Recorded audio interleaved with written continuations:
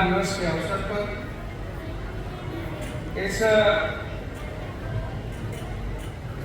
शानदार कार्यक्रम में पूरे समाज के और समाज के अलावा भी ऐसे सभी वर्ग के सम्मानीय जन यहाँ उपस्थित हैं। इसमें हम सबका मंच में विराजमान होकर के गरिमा प्रदान कर रहे हैं इस सभा को छत्तीसगढ़ के यशस्वी विधानसभा के सम्मानीय अध्यक्ष डॉक्टर रमन सिंह जी, जो हम सबका 15 साल तक मुख्यमंत्री रह करके और छत्तीसगढ़ में वनवासियों के लिए, आदिवासियों के लिए, गिरिजन वासियों के लिए, जंगलों में रहने वाले, गुफा में रहने वाले, ऐसे सब की बहुत चिंता की और जो काम ब्रेक हो गया था उसको फिर से हमारे माननीय विष्णुदेव साय जी आपके समाज के ऐसे आदिवासी नेतृत्व ने फिर से आगे बढ़ाया। आज उपस्थित है डॉक्टर साहब, माननीय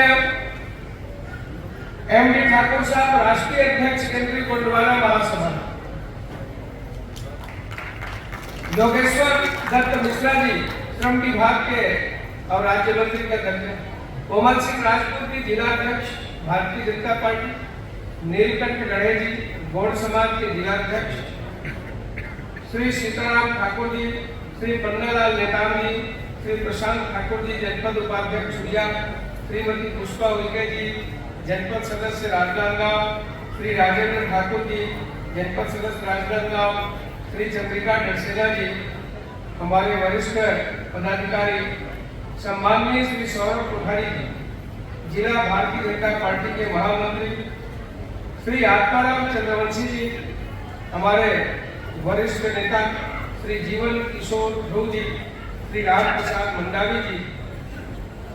आज हम उस हस्ती के बलिदान की गाथा कहने आए हैं जिन्होंने अपना सर्वस्व अर्पण कर दिया इस धरती के लिए, मातृभूमि की रक्षा के लिए लड़ते लड़ते अपने प्राणों का उत्सर्ग कर दिया।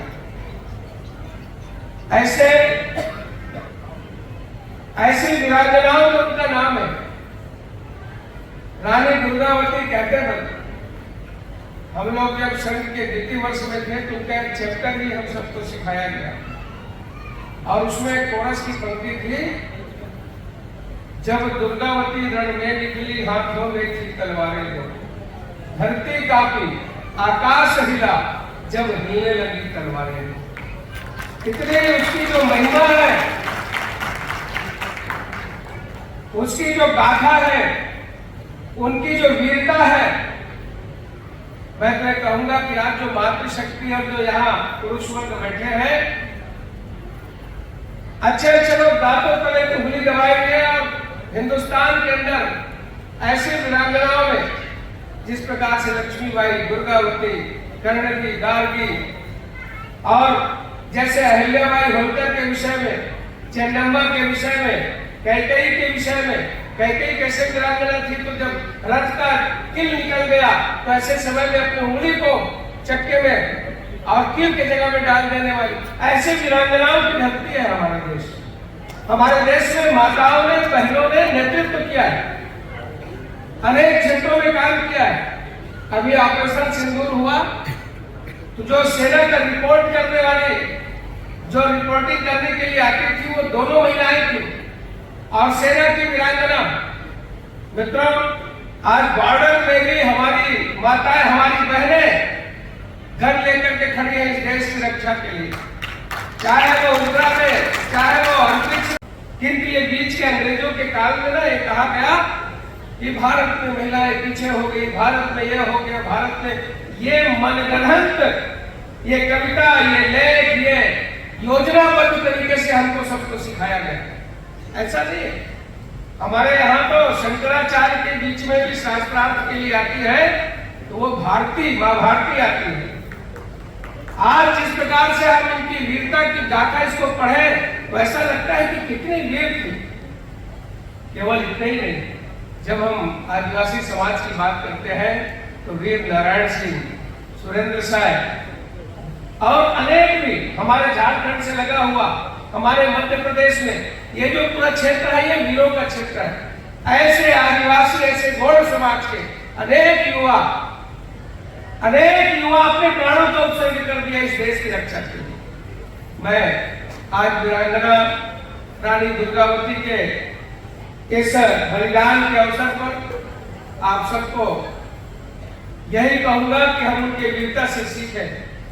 ये भारत जो है, ये वीरों की धरती है। आप सब यहाँ पधारे, मुझे भी आमंत्रित किया। आदरणीय नीलकंठ गढ़े जी डॉक्टर साहब के विषय में बोल रहे थे। मैं तो ये कहूंगा कि राजनांदगांव में भी जितना भी दिया हुआ है, एक एक गांव में, कई गांव में जाता हूं तो सामने जिस मंच में रहते हैं 3 मंच और दिखते रहता है। एक एक गांव में 3-3 मंच, 2-2 भवन, मेडिकल कॉलेज, खेल का मैदान, शानदार स्टेडियम है। मित्रों, एक तरफा विकास कहीं हुआ है तो हमारे राजनांदगांव में हुआ है और इसका श्रेय डॉक्टर साहब को जाता है। इसके बावजूद भी सभी समाज को साथ में लेकर के चलने की परंपरा हमारे दल की रही।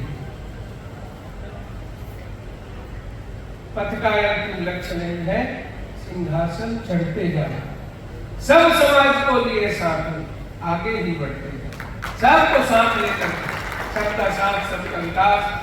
आप देखे होंगे मानपुर मोहल्ला के क्षेत्र में जैसे मानपुर प्रवेश करते हैं, मैं तो कहता हूँ कि ऐसा विद्यालय इस पूरे क्षेत्र में नहीं है जो एकलव्य विद्यालय के नाम से शानदार विद्यालय बना है।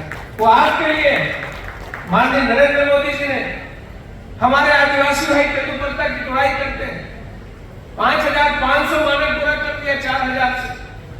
समय में उन्होंने वृद्धि की, चाहे वो स्टाइपेंड हो, छात्रवृत्ति हो, परसेंटेज में ये 75% ही रहना चाहिए आदिवासियों के लिए। अनेक प्रकार की सुविधाएं आपको दी गई। हमारा मानपुर मोहल्ला स्पेशल डिस्ट्रिक्ट का दर्जा दिया गया था पिछले समय। क्यों? हमारे आदिवासी बंधु आगे आए, ऊपर आए। आपका दायित्व बनता है कि हम उसका फायदा कैसे उठाएं। हमारी सरकार आदिवासी नेतृत्व है, आदरणीय साय जी हैं, हमारा राष्ट्रपति, हमारी राष्ट्रपति द्रौपदी मुर्मू है, आपके समाज की है। आपका नेतृत्व करता जो है इस देश का, वो आपके समाज का है। इसको भी नीचे तक, जन जन तक पहुंचाना चाहिए और ये विकास के रास्ते में साथ लेकर चलने का काम कोई कर रहे हैं तो इस देश के प्रधानमंत्री माननीय नरेंद्र मोदी। मित्रों, मैं ज्यादा विस्तार नहीं करूंगा, आप सब ने मुझे आमंत्रित किया। आदरणीय एमपी साहब बहुत विद्वान हैं। गढ़े जी और कहीं एमपी साहब खड़े हो जाए तो 3 घंटे तो हम उन्हीं को सुन सकते हैं, इतने विद्वान। मैं ईमानदारी की बात बता रहा हूँ, बहुत अच्छी बात बता रहा हूँ। तो हम सबको अपने समाज के गौरव नहीं कहते हुए मैं अपनी बात समाप्त करता हूँ। ये समाज जब जब जो आदेश किया है हम उसका पालन किए हैं, भविष्य में भी पालन करेंगे। इतना ही कहते हुए अपनी बात